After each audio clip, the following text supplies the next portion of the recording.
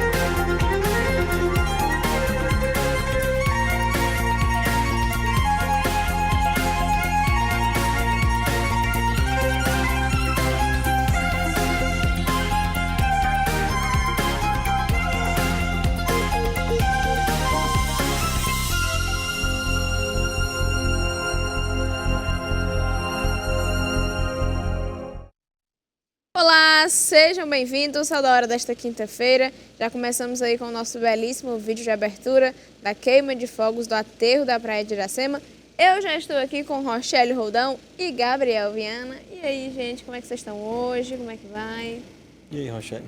Tranquilo, hoje estamos na expectativa aí da virada do ano, que está cada vez mais próximo, né? Reta final de 2022. É isso, esse vídeo aí dos fogos, né, de artifício. Serve para lembrar novamente que a queima de fogos desse ano será silenciosa e que foi um projeto de lei, né, aprovado. E, claro, quem é idoso, quem tem criança em casa, quem tem pessoas com espectro autista em casa, gostou bastante dessa notícia, porque é um alívio, né, para essas pessoas. Vai poder curtir o Réveillon com mais tranquilidade, né? Na hora vai conseguir aproveitar de todas as formas. E a gente já começa o nosso da hora de hoje falando de economia, porque a Secretaria da Educação do Ceará, a SEDUC, divulgou a lista com o valor que cada professor irá receber do montante do Fundef. A Secretaria da Educação do Ceará divulgou a lista com o valor que cada professor irá receber do montante de R$ 745 milhões de reais, referente aos precatórios do Fundef. Essa é uma das últimas etapas antes do envio dos recursos para a conta dos beneficiários cearenses. A pasta ainda iniciou o prazo para que os profissionais apresentem recursos, indicando eventuais inconsistências. A intenção da SEDUC é que a lista final, com nomes dos beneficiários e os valores a serem recebidos por eles, seja divulgada na próxima sexta, dia 30. Para conferir quanto irão receber no rateio, os professores devem acessar no site Sistema de Precatórios da Secretaria da Educação do Ceará, a SEDUC. Os valores individuais dependem da jornada registrada no período de 1998 a 2006 e do total de beneficiários oficializados após o prazo de recursos. Primeira governadora do Ceará, Isolda Sela, do PDT, será a secretária executiva do Ministério da Educação, MEC, no governo de Luiz Inácio Lula da Silva. O nome foi anunciado na última terça-feira, dia 27 de dezembro, pelo futuro ministro da Educação, Camilo Santana. O cargo é a segunda função mais importante de um ministério. Ela coordenará as demais secretarias do órgão, além de entidades vinculadas à pasta. Isolda também auxiliará Santana com a implementação de ações voltadas à educação e supervisionará a aplicação do orçamento federal. A Isolda ela tinha sido cotada como ministra da Educação, né, já que o Camilo ganhou para o Senado, mas aí houve essa troca, o Camilo assumiu o Ministério por ela não da ser Educação. PT, né? Para ela não ser do PT, houve por essa ela não ser do existência. partido. E aí... Acho que são bons nomes para comandar aí o futuro da educação do nosso país, pelo menos pelos próximos 4 anos. A educação no Ceará, a gente sabe, a educação pública do Ceará é muito boa, é muito bem vista nos rankings também. E esperamos que eles façam um bom trabalho, assim como fizeram aqui no estado, porque a educação... O Ceará sempre é o primeiro, né, nos concursos, competições, o NHB, todas essas, assim, o Ceará sempre se destaca, o Nordeste, no geral, sempre se destaca. Então... Itaime, né? E também falando assim, o Camilo, ele queria que ela que assumisse o ministério, mas como ele assumiu, ele mesmo assim puxou ela, né? E que bom, eles foram uma bela dupla aqui no governo do estado, né? Tanto nessa questão de educação, até quanto na questão de saúde. O Ceará foi muito elogiado na época da vacina, a nossa vacinação não atrasou porque num nível geral, nacional, atrasou, mas quando chegou aqui no Ceará, foi cumprido todas as faixas etárias corretamente, primeira e segunda dose, não faltou, a gente via aí os lotes chegando tudo no prazo, então foram uma bela dupla, né? E a educação é a base de muitos outros setores, né? Se um país tem uma educação de qualidade, vai ser um país mais seguro, porque as crianças na escola serão cidadãos melhores aí no futuro, enfim, influencia em todos os âmbitos da sociedade e, na nossa visão, são bons nomes para comandar o Ministério da Educação. Ou seja, a educação é a base de tudo, né? E antes da gente continuar aqui no Da Hora, eu queria que a nossa direção colocasse o nosso WhatsApp na tela para o nosso telespectador dar a sua participação, a sua opinião, a sua interação. Falar o que está achando dos nossos assuntos aí da nova integração da Isolda Sela no Ministério da Educação. Então participe e faça parte aqui do Da Hora junto com a gente. A Shelly. O PROCON notificou 5 postos de combustíveis com denúncias de aumento abusivo nos preços dos combustíveis em Fortaleza. O Programa de Proteção e Defesa do Consumidor, o PROCON, notificou 5 postos de combustíveis com denúncias de um aumento abusivo nos valores aqui em Fortaleza. Nos estabelecimentos apontados, os preços variam entre R$ 5,57 e R$ 5,99. Os postos têm 48 horas para prestar esclarecimentos sobre as denúncias. Caso seja constatada, a empresa poderá ser penalizada, inclusive com multa, que pode chegar a cerca de 15 milhões de reais. Nos demais postos informados, o PROCON está confirmando os endereços para a notificação nos termos da legislação. Para denunciar, você pode ligar para o telefone 151 das 8 da manhã às 5 da tarde, de segunda a sexta-feira, através do site da Prefeitura de Fortaleza e ainda pelo aplicativo PROCON Fortaleza.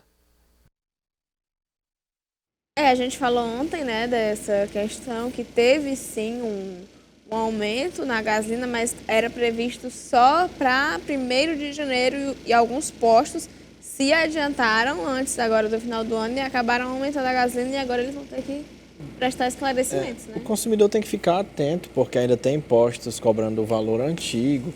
Tem toda aquela modalidade, né? Depois que a inflação aumentou de forma exponencial nos últimos anos, que o preço da gasolina, do combustível em geral, aumentou, eles têm aderido muito àquela questão de dar desconto para quem paga no dinheiro, no Pix ou no cartão de débito, ao invés de usar o cartão de crédito. Então o consumidor tem que ficar atento, tem que procurar aí garimpar esses postos em que o combustível está mais barato, claro, pagando à vista, que é... Questão da adulterada também, né? Exatamente, ter cuidado. Esses postos baratos demais, desconfia. Principalmente quem vai pegar a estrada, né? Porque uma coisa é você ficar no prego aqui na capital ou na sua cidade. Outra coisa é você ficar no prego, no meio da estrada, aí realmente complica um pouco a sua vida. Então, assim, a gente... tudo bem que todos os postos de gasolina não têm o mesmo preço exato, né? Uns variam ali entre 10, 15, 5 centavos, mas existem aqueles postos muito abaixo do preço, R$1, 60, 70 centavos. Então, cuidado, atenção, aquele ditado popular, quando a esmola é demais, o santo desconfia. Então, vamos ter cuidado que não vai ser nada legal aí você ficar no prejuízo. E atenção, motoristas, pelo 3º ano consecutivo, condutores de veículos não precisam pagar o seguro DPVAT no Brasil. De acordo com a Superintendência de Seguros Privados, a não tributação acontece por excesso de recursos em caixa. A decisão foi assinada pelo presidente Jair Bolsonaro como medida provisória na última quarta-feira, dia 21. O DPVAT garante indenizações a vítimas de acidentes de trânsito e parentes em casos de invalidez ou morte. Também cobre despesas médico-hospitalares, assim como nos anos anteriores. O custeio será possível por meio da verba e do Fundo de Seguro Obrigatório de Danos Pessoais causados por veículos automotores de vias terrestres ou por sua carga a pessoas transportadas ou não. A forma e o valor da remuneração às vítimas e aos beneficiários serão regulamentados em um ato do Conselho Nacional de Seguros Privados. Além disso, o texto também mantém a Caixa Econômica Federal como gestora do fundo responsável pelos pagamentos. Olha aí, né? Em meio a tantas taxas, tantos boletos aí, vamos ser isentos de mais um, né? Seguro DPVAT.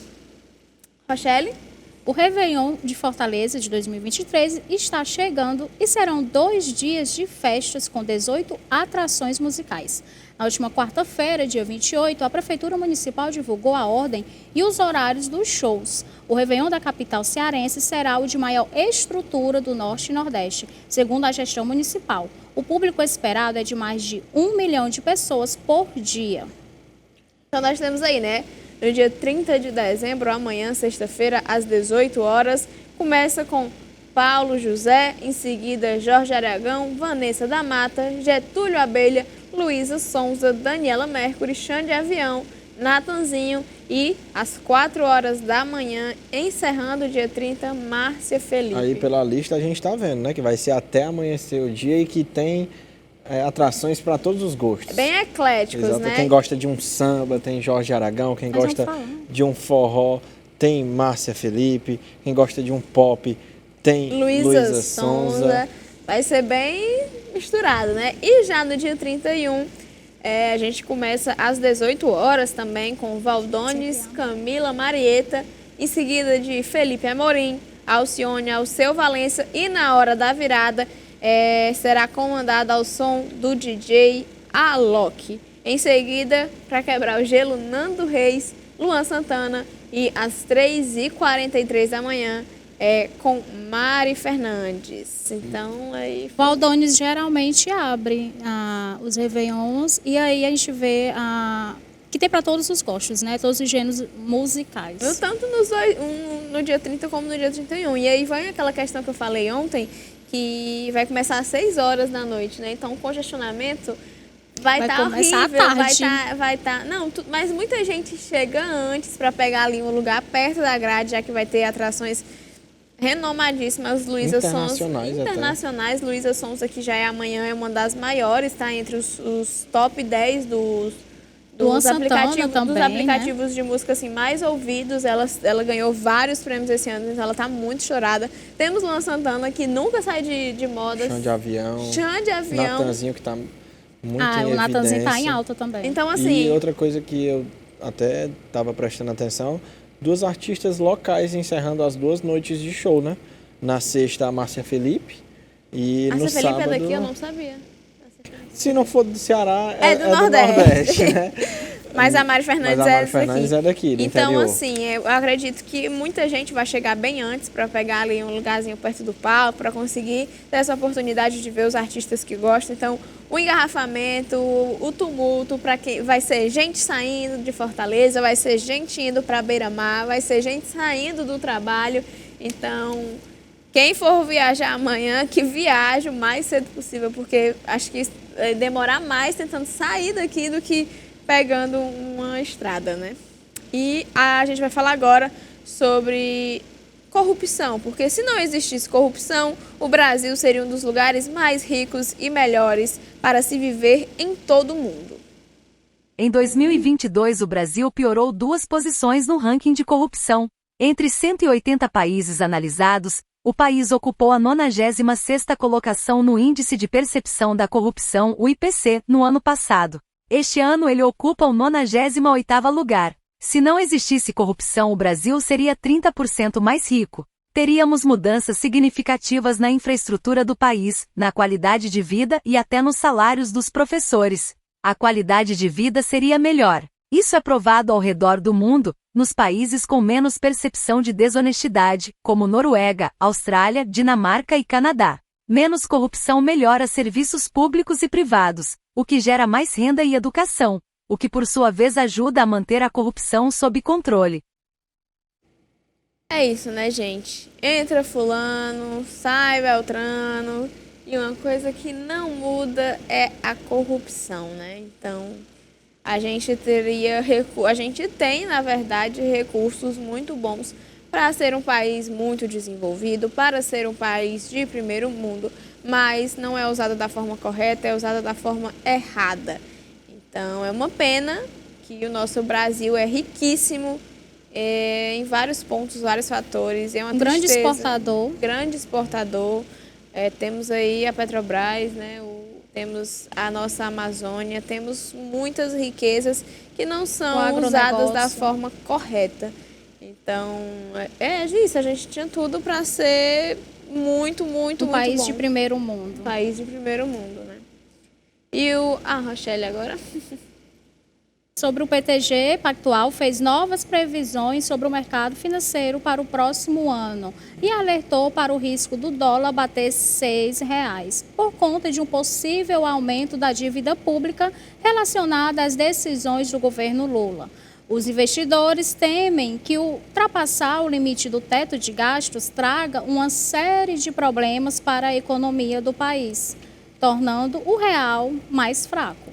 Olha, gente, rapidinho mudando de assunto, aquelas manifestações, aqueles atos de vandalismo lá em Brasília e em outras capitais, a Polícia Federal e a Polícia Civil do Distrito Federal deflagram hoje, durante todo o dia, a Operação Nero, que tem o objetivo justamente de identificar e prender os envolvidos na tentativa de invasão ao edifício da sede da Polícia Federal, lá no dia 12 de dezembro, e também as pessoas que praticaram outros atos criminosos na mesma data pela capital federal, como, por exemplo, a depredação a uma delegacia de polícia, além de incêndios contra veículos e ônibus. Os policiais vão cumprir 32 ordens judiciais de busca e apreensão e de prisão que foram expedidas pelo Supremo Tribunal Federal nos estados de Rondônia, Pará, Mato Grosso, Tocantins, aqui no Ceará, em São Paulo, no Rio de Janeiro e no Distrito Federal.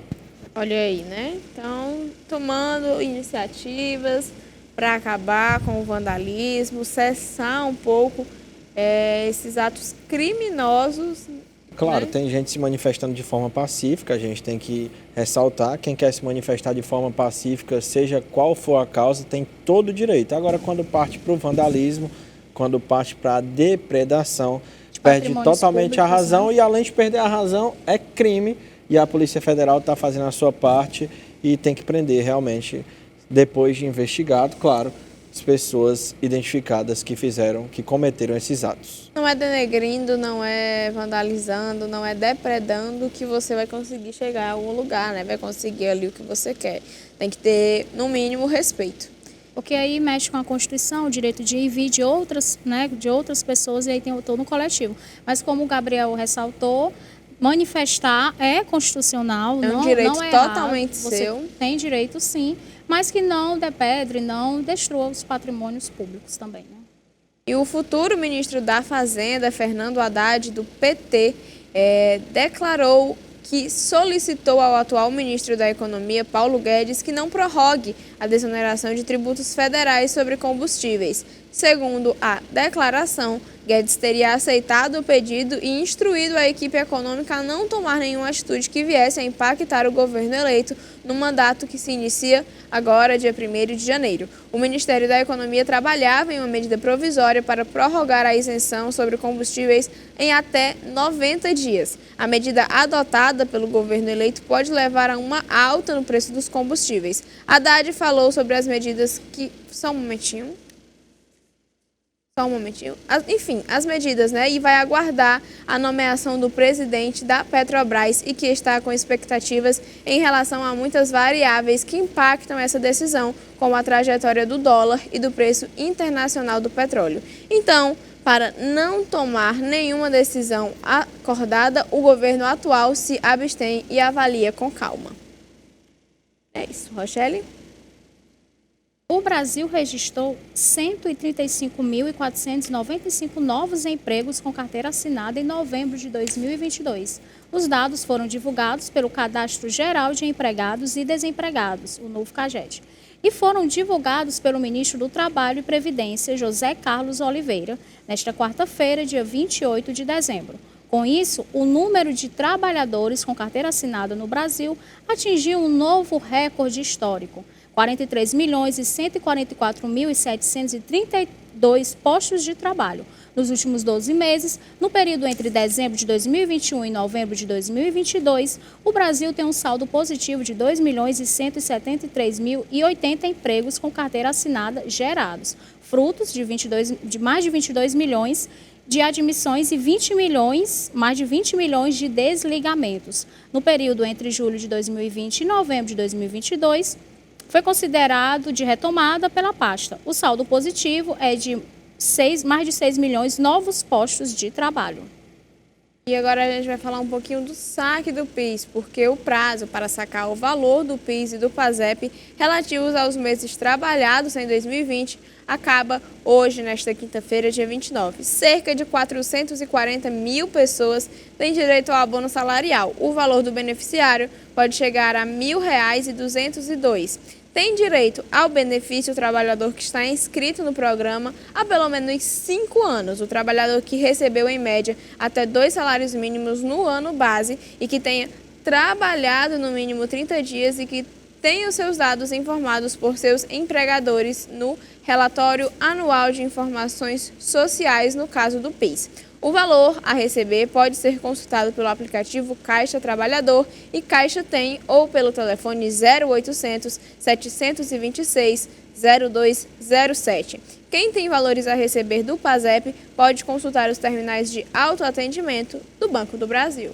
É isso, para quem quer Vamos ir passar buscar esse dinheiro. a virada de ano ou até esse começo de ano com muitas contas, com esse dinheirinho a mais de 400 mil pessoas têm direito a receber, até hoje só, pessoal. Então, vamos correr. Correm. Passar o final do Entre em ano contato aí pelos telefones que tem tanto do PASEP no Banco do Brasil, quanto do PIS na Caixa. E pelos, vamos ver se vocês... e pelos aplicativos também, Exatamente, né? E vamos ver se vocês têm direito a receber e se tiverem, corram E para a aproveitem. unidade mais próxima para sacar esse dinheiro. E é isso, Rochelle e Gabriel. Agora nós vamos para um rápido intervalo. Na volta a gente continua com outros assuntos.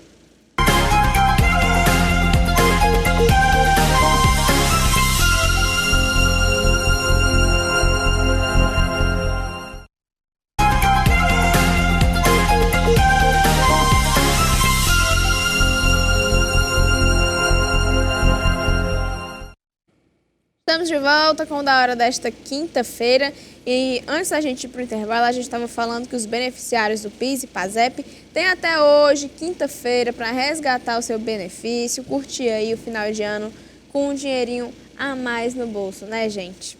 E o governo federal definiu a redução de gases do efeito estufa dos combustíveis. Confira. O presidente Jair Bolsonaro aprovou resolução do Conselho Nacional de Política Energética que define metas compulsórias anuais de redução de emissões de gases causadores do efeito estufa para a comercialização de combustíveis nos próximos 10 anos, no âmbito da Política Nacional de Biocombustíveis. A medida foi publicada dia 27 no Diário Oficial da União. A resolução fixa o valor da meta global para o período entre 2023 e 2032, além dos intervalos de tolerância. Pela 2023, as distribuidoras terão de adquirir 37,47 milhões de créditos de descarbonização. Para o período 2024-2031, não houve alteração nas metas que já haviam sido estabelecidas pelo CNPE em outubro de 2021, mas houve adição de valores para o ano de 2032, definido agora em 99,22 milhões de CBIOS. Rochelle? Na madrugada desta quarta-feira, dia 28 de dezembro, moradores da cidade de Sete Lagoas, no interior de Minas Gerais, sentiram fortes tremores. A Defesa Civil da cidade informou que a ocorrência foi registrada a mais de meia-noite, 0h42 minutos, com um tremor de terra de magnitude 2,8 no município, com epicentro na região do bairro Santo Antônio. Segundo a escala Richter, índices entre 2 e 4 são considerados de baixa intensidade. O Centro Sismológico da Universidade de Brasília foi acionado para coletar dados dos sismógrafos instalados na cidade em agosto deste ano e, segundo a instituição, esta foi a 12ª ocorrência de tremores na região.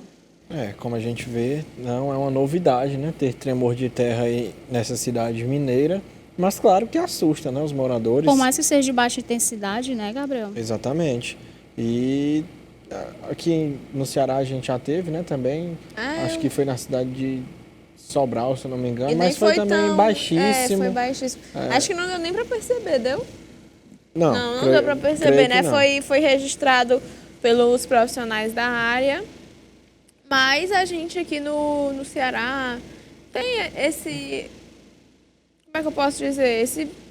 No Brasil, em geral, a gente não sofre com isso, Por isso que é tão falado, mesmo quando acontece com baixa intensidade, porque o Brasil não é cercado de placas tectônicas, que é o que causa esses tremores aí, tsunamis, enfim, desastres naturais, como, por exemplo, em outros países do mundo, como os Estados Unidos, países da Ásia, Japão. Todo mundo lembra daquela tsunami, do terremoto que provocou a tsunami. É tanto que lá as casas, prédios, eles já são feitos com a engenharia própria para aguentar, ser resistente a esse tipo de tragédia, tremores, furacões, tudo isso eles já...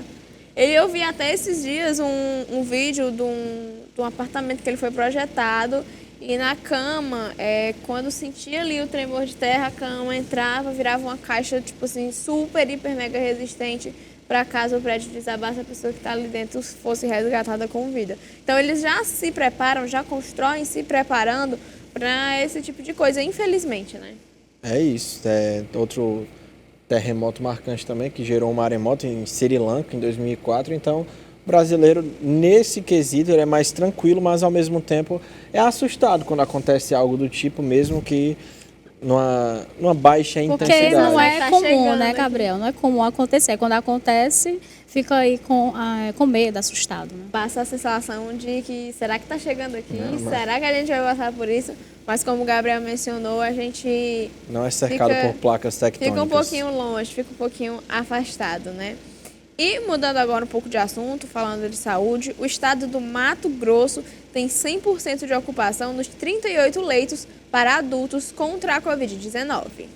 A Secretaria de Estado de Saúde do Mato Grosso informou nesta segunda-feira, dia 26, que todos os leitos de UTI Covid-19 estão ocupados. Os dados completos constam no painel interativo da Covid-19, no site da Secretaria de Saúde. O Mato Grosso conta com 38 leitos adultos na rede estadual, com 100% deles ocupados. A pasta informou que notificou os municípios para que procedam com a abertura de leitos e executem medidas para reduzir a transmissão do vírus. De acordo com o painel epidemiológico, os casos confirmados no estado desde o início da pandemia estão em 856.153, com 15.296 óbitos. Um grupo de profissionais de enfermagem se reuniu nesta quarta-feira, dia 28, no Recife, para discutir a implantação do piso salarial da categoria. O encontro foi realizado no auditório de uma faculdade no centro da cidade e teve como objetivo preparar a categoria sobre a necessidade de capacitação em novas áreas e adequação às novas leis. Na reunião, foram realizados workshops e discussões com os participantes sobre a aplicação do reajuste. Um dos palestrantes foi o presidente do Conselho Regional de Enfermagem de Pernambuco, o deputado estadual eleito Gilmar Júnior. Ele falou que a única categoria que perde em números para os enfermeiros são os metalúrgicos, e eles conseguiram eleger o presidente do Brasil por 3 vezes.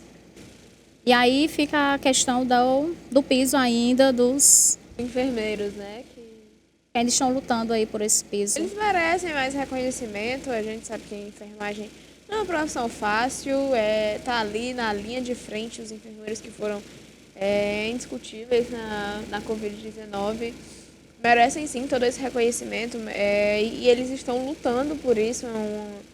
Uma atitude muito honrosa, muito bonita e que eles consigam, né? Outra classe que está passando por todo o processo que a classe da enfermagem passou de querer esse reajuste do piso salarial é a classe da fisioterapia, outra profissão muito importante que também está presente nos hospitais, ajuda muito na reabilitação, enfim, e que está querendo apenas um salário digno e que acompanha a inflação, porque não tem um reajuste decente no piso há muito tempo e a gente espera que consiga. Ainda está num processo, ainda está engatinhando, como a gente pode dizer, mas que a classe também consiga, assim como a enfermagem, que está apenas precisando de uma canetada para que receba Estão ansiosos. o que merecem e o que por lei estão assegurados. É isso.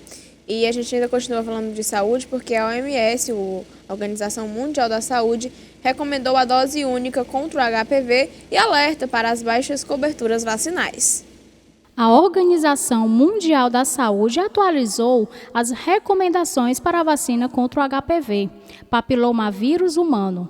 Em novo documento, a OMS afirma que um esquema de dose única pode oferecer eficácia e durabilidade de proteção comparáveis a um esquema de 2 doses. A recomendação para o agendamento alternativo de dose única foi inicialmente feita pelo Grupo Consultivo Independente de Especialistas da OMS, chamado SAGE, em abril. A OMS afirma que a orientação se faz oportuna no contexto de um declínio significativo na cobertura vacinal contra o HPV em todo o mundo. Entre 2019 e 2021, a cobertura da primeira dose da vacina contra o HPV caiu de 25% para 15%. Isso significa que 3,5 milhões de meninas a mais perderam a vacinação contra o HPV em 2021, em comparação com 2019.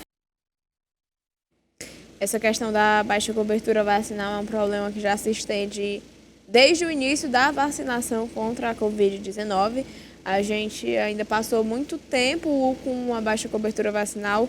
Logo no início desse ano teve a campanha vacinal do sarampo entre crianças e adolescentes que não atingiu nem a metade do que o Ministério da Saúde queria, e agora a do HPV, que também se mantém nessa baixa cobertura vacinal. Então é muito complicado, né, gente? Lembrar que não é questão política, é questão de saúde. Então as vacinas estão aí há muito tempo, já salvaram a vida de muita gente. Então vacinem-se, vacinem os seus filhos também, muito importante. Por exemplo, a vacina da paralisia infantil, muitas crianças sofreram com isso há alguns anos atrás e que hoje não sofrem mais, apenas por algumas gotinhas, gente. Não é custa nem injetável, né? Então, assim, coisas simples, e nós temos um benefício que é o SUS. E com embasamento científico. Com embasamento científico, a gente não, indiferente de outros lugares que a medicina é privatizada, o nosso SUS não é algo nosso. Tem lá os seus problemas, mas em questão da vacinação, o que deixa a desejar é a população ir se vacinar. Então, isso pode salvar você, a sua saúde, a saúde dos seus filhos. E é isso. Então, se vacinem. Michele? O presidente Jair Bolsonaro sancionou a lei que autoriza e regulamenta a prática da telesaúde em todo o Brasil.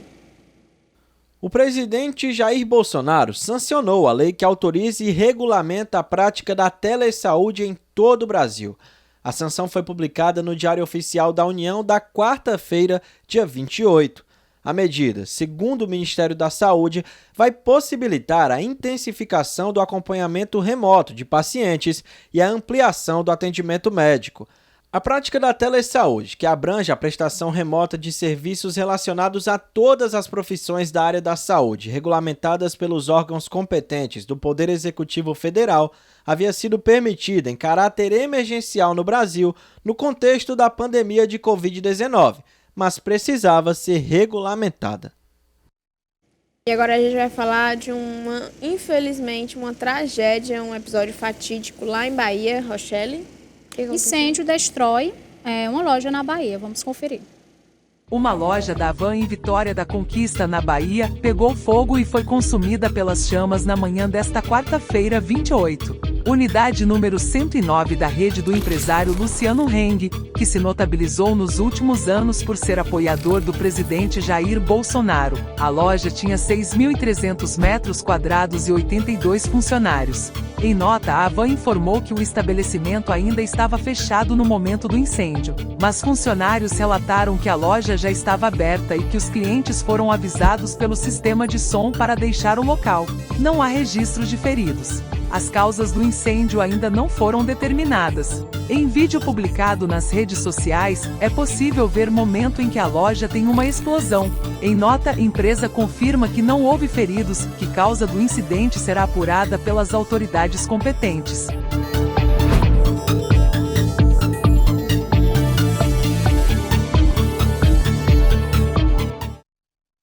É isso, agora a gente vai ter que ir para um rápido intervalo. Na volta a gente vai comentar esse assunto do incêndio da loja e na volta vamos falar também de outros assuntos.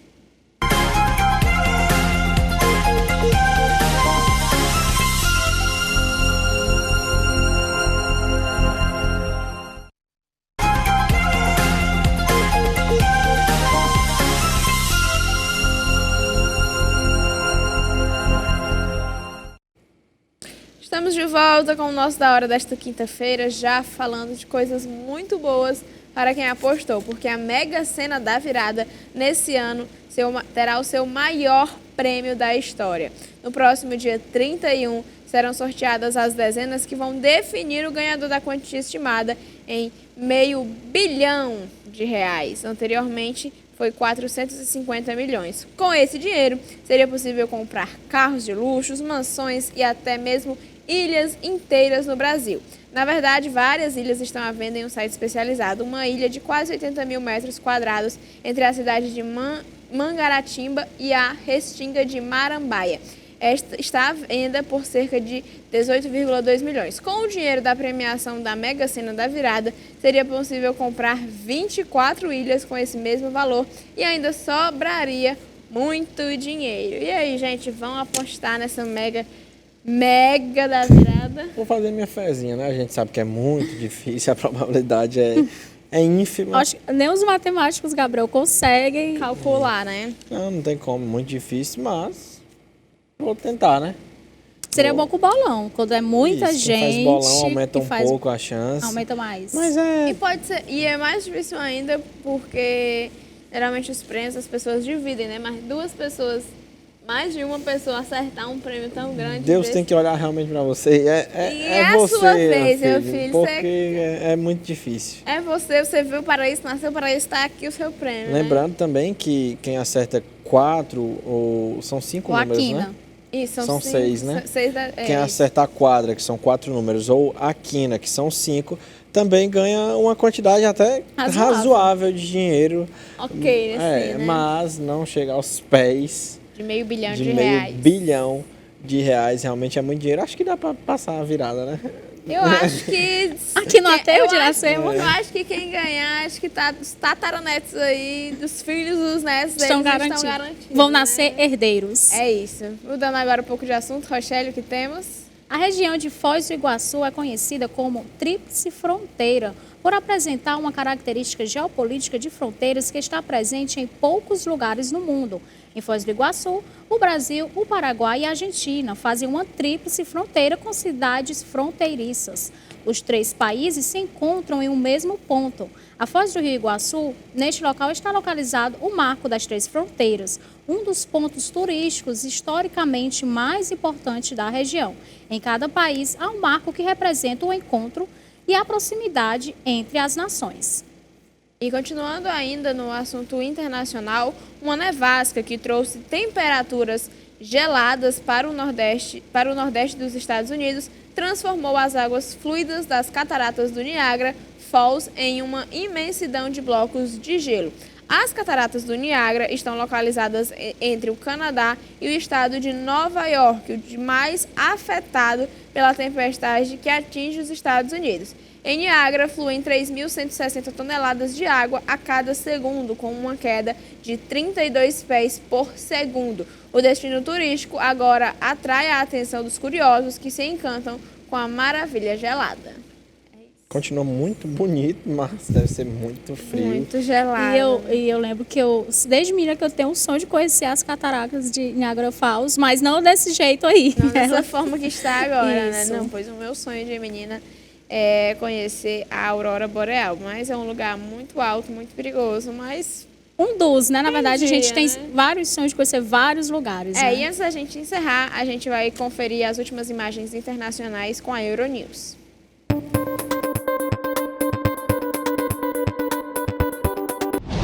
Após intensa pressão internacional, a Sérvia decidiu colocar água na fervura das tensões com o Kosovo.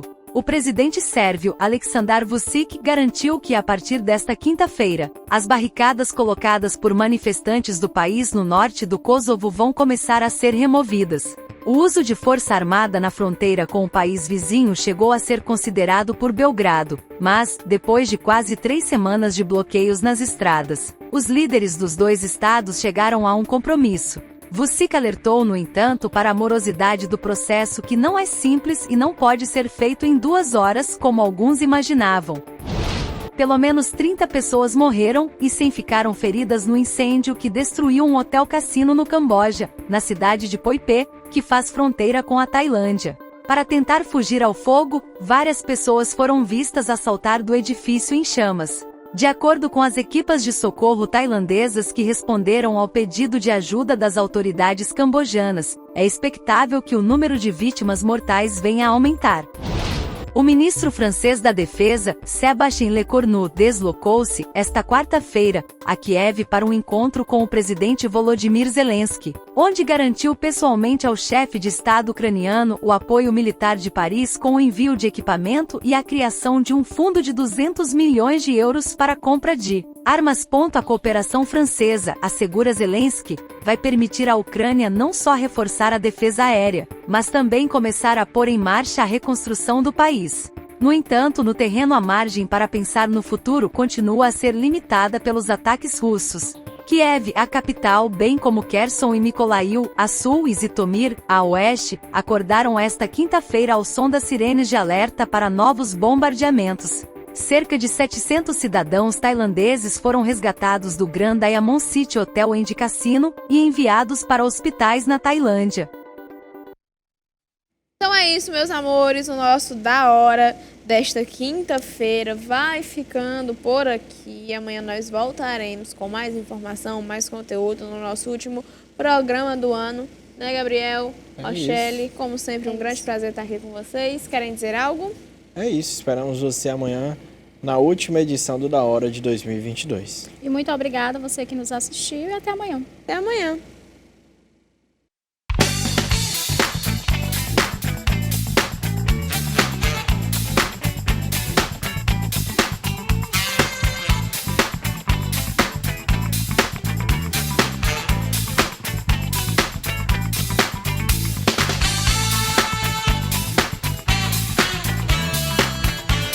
Eu não sou o melhor, mas especialista de boa comida, Frigideira do Johnny.